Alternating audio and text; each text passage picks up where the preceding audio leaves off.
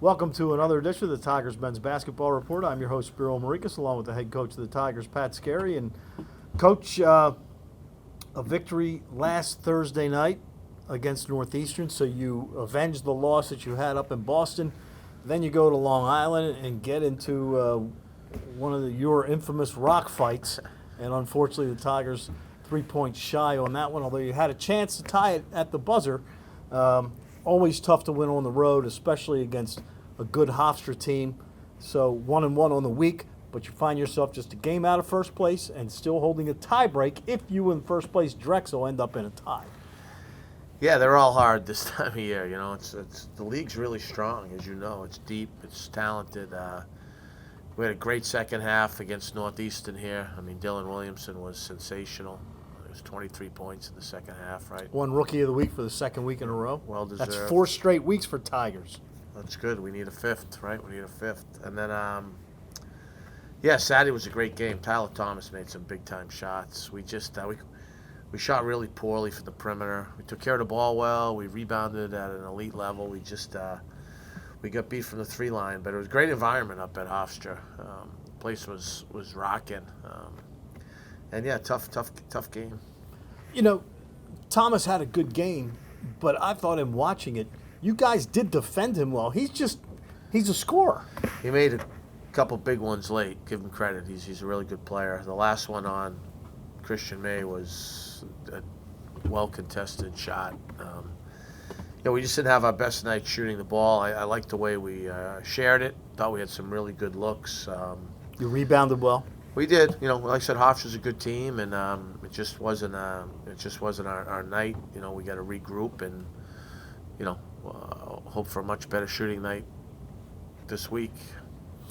You come into this week, you've got a couple of games at home, Thursday, Monday instead of Thursday, Saturday.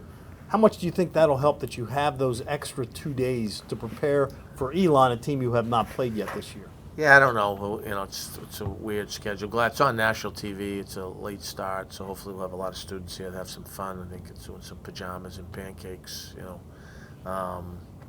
Are you buying pancakes this week? I'll buy the students pancakes if they come out. Let's make it happen. You know, we've really focused on how do we put a good game plan together and try to beat a really good Delaware team. You know, and it's going to be a challenge. Do you look much at the standings at this point of the year to see where you are? I mean, top 4 is extremely important this year in the conference that you get a double bye.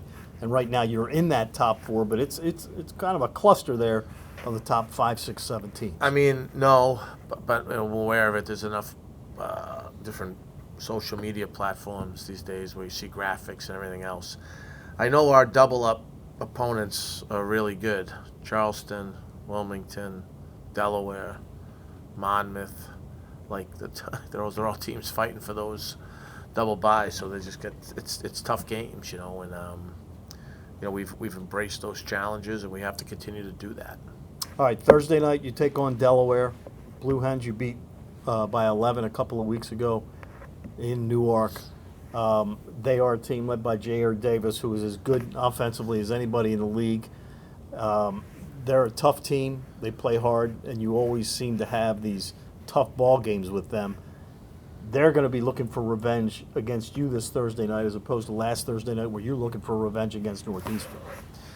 Yeah, I mean, I think for us, it's we know Delaware is a veteran team that's well coached and has a lot of ability. You know, they also got guys like Riley and Drumgoole that can really, really shoot the ball, and a lot of high-level transfers. You know, Ray is from LaSalle, and Lane is from Florida. Drumgoole played at Pitt. Davis at Providence. So that there's a lot of talent on that team. The kid Trent's a good player, so we got to keep them out of transition. And we've got to try to. It's a hard team to guard because there's a lot of guys that can score the ball. And then Monday night, you mentioned late game, 9 o'clock. I can't remember the last time Towson played a game at 9 o'clock at home, but you are against an Elon team that comes into this weekend 3-7. They're led by Max McKinnon, who you saw last year, a sophomore, averaging 12.2 points a game. Elon's had kind of a rough year, but they've played a lot of close ball games.